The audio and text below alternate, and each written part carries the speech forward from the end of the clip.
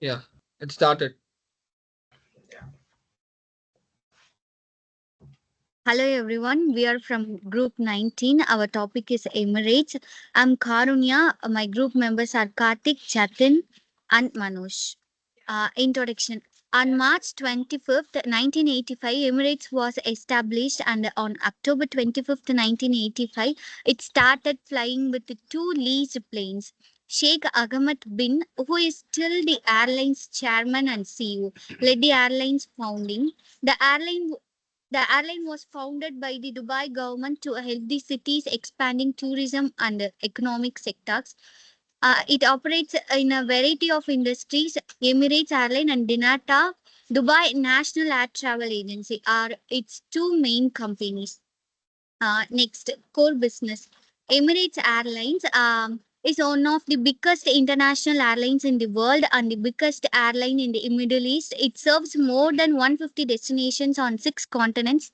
Through its huge network, Emirates is able to offer first rate travel experiences since it is a significant operator of Boeing 777 and Airbus A380 aircraft. The airline has strengthened Dubai's standing as a significant aviation hub by playing a key role in linking the city to international markets. Dinata is a worldwide supplier of air services, including transport, cargo, ground handling, and catering. With operation at 126 airports across the globe, Dinata is essential to airline operation. Next, market presence and global expansion. Over 105,000 people work for the Emirates Group in a variety of business divisions across more than 80 countries. The business is well established in important markets in Asia, Africa, North America, and Europe. Dubai is a key transit center because of Emirates Airlines' large route network which connects important cities throughout the world. Yeah, next. Yeah, my name is Chetan, and so now we are going to say about the globalization of the Emirates Airlines. Emirates Airlines has been expanded globally by contributing services with a team of over 112,000 supporting of the organization in 84 countries. Operates and represents over 170 nations across six continents. The airlines has a top brand of excellence and innovation. Here we can see 4 decades of their excellence. From 1984 to 1989, they started with the 14 routes, and going on to 1990, they had 28 routes, and from 2000 to 2010, they had 46 routes. They started with Middle East, South Asia, Europe, and Indian Ocean. In Middle East, at first, there were only six. When it comes to 2010 to 2021, in Europe, there were 21 routes. In Americas, there are 13 routes. In Africa, there are 11. And in Asia, there are 9 routes. So we can see the total GDP of the company here, and the total number of employees are 112, over 112. So going into the next slide, uh, internationalization strategy which Emirates uses is Uppsala model in several ways. Gradual expansion into two markets with a focus of learning and adoption, using partnership strategies, approaches to new entry, establishments of foreign subsidies, focusing on development a strong brand and reputation in international market, in market knowledge, commitment, decisions, market commitment, current activities. Emirates is doing very well. So Emirates Airlines International journey is characterized by a gradual increase in process of learning and adoption. The airline's use of partnerships and strategic alliances is consistent with Uppsala model, emphasis on the importance of networking and cooperation in internationalization. So Emirates uses this strategy. Going on into the next slide, we see the all the code share partners of Emirates, which are like Gol Airlines, Gulf Airlines, and Air Canada. Uh, Something like they have all the rail goods and also the helicopters partners. And going into the next slide, we can see all the value of exported goods and services from 1960 to 2023. In this, we differentiate with all the Iran, Qatar Airways, which are uh, a challenge for this. So in this, United Arab Emirates has the top position. Yeah, going into the next slide, it will be for Karthik. Over to you, Karthik.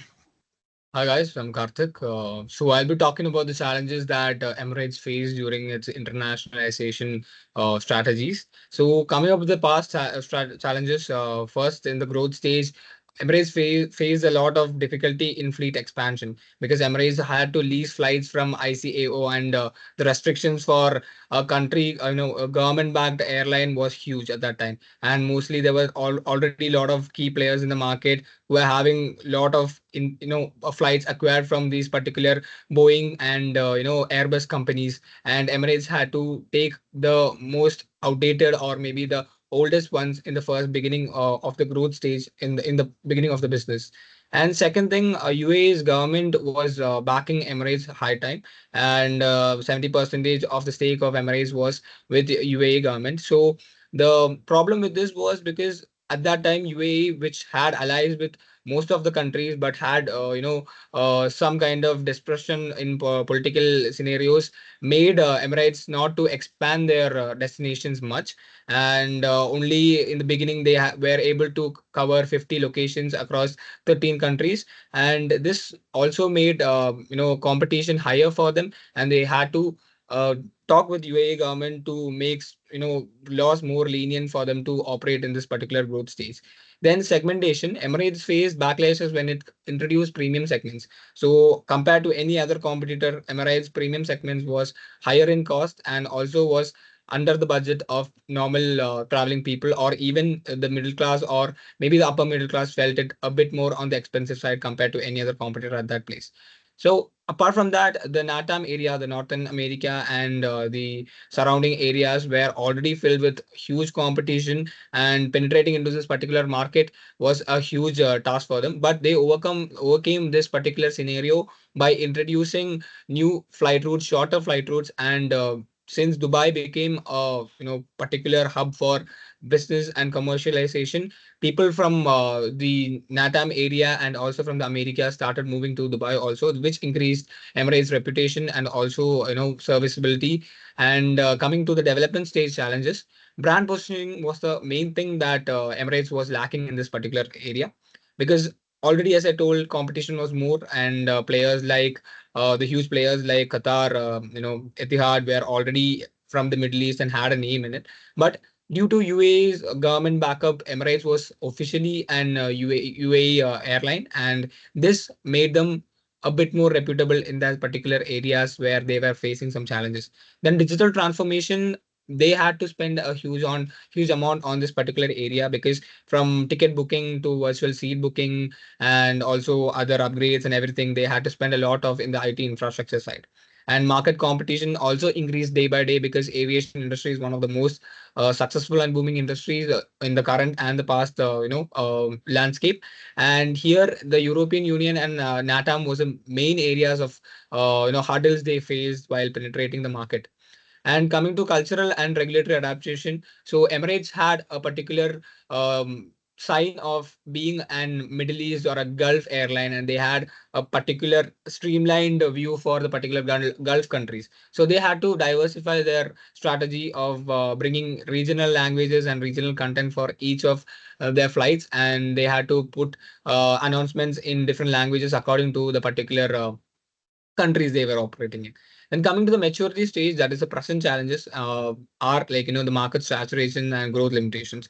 So market already overcrowded with a lot of competitors. Emirates being, even though Emirates is one of the top players in the particular market, they are facing difficulties when it comes to the operating costs. Operating cost of Emirates is high, fuel efficiency is high, and their Airbuses and Boeing airlines have a huge maintenance cost also. So taking into account of that, their profitability has been on a break even point, and it has not boomed yet.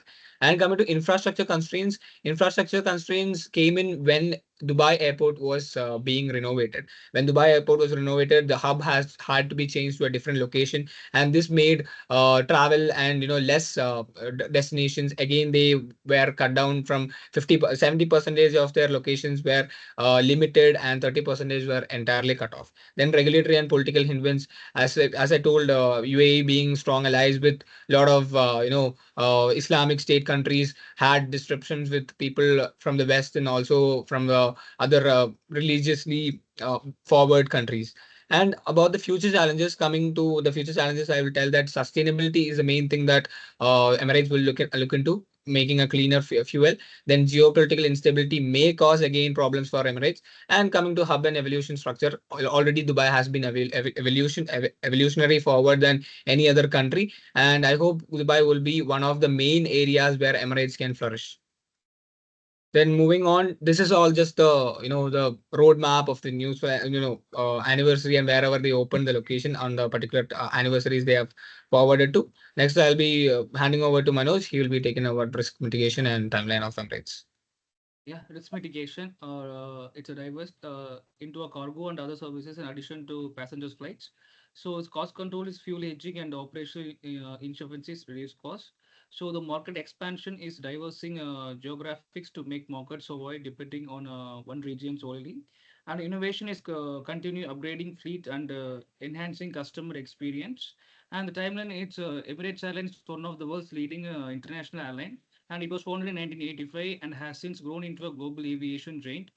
This timeline highlights a key milestone in its journey from a small airline to an industry. So 1985, Emirates was founded with just two leased aircraft in the Middle East, was still developing, and Emirates created a global strong presence. In 1919, during this decade, Emirates expanded beyond the Middle East to region like Europe, Asia, and Africa.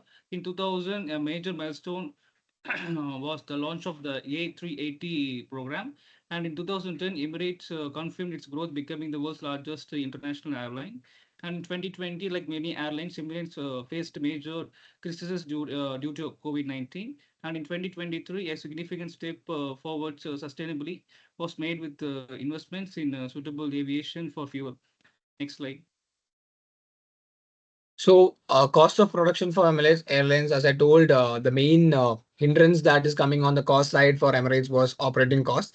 And here, most particular thing is the cost components. If you talk about is the fuel cost, labor cost, marketing and branding, technology investments, and airport and operational fees. So, since Emirates is a huge airline and it has to pay taxes over more than 80 countries, it has to increase its operational proficiencies. And also the fuel being a big fleet, like carrying around 200 people at a single flight, requires a lot of fuel burn also. And after this, they started doing subsidiaries. They took lease from big companies like Boeing and Airbus. They also gave some kind of royalty programs for these companies, so that on every revenue they will also get some particular share on it. And coming to the market and branding, they had to customize their branding and marketing according to each locations. As I told before, regional diversification of content and everything else. And mostly the cost of production for Emirates at this moment is a bit more higher than any other airlines, but still Emirates is doing good in the market, and it's having a better upper hand than most of its competitor in the side of service and also quality. And that is the end of the presentation. And this is the list of reference. We have been taking the reference from mostly Emirates' website and Emirates' case studies, which has been published online.